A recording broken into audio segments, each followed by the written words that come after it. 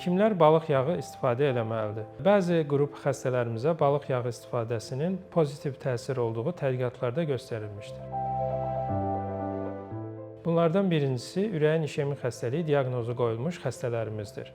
Xüsusən statinlər almasına baxmayaraq triqliserid adlanan xolesterinləri yüksək olan pasiyentlərdə balıq yağı istifadəsinin proqnozu yaxşılaşdırdığına dair məlumatlar var. Ona görə də bu qrup xəstələrə balıq yağı təyin edirik. İkinci isə hemodializə girən xəstələrdir.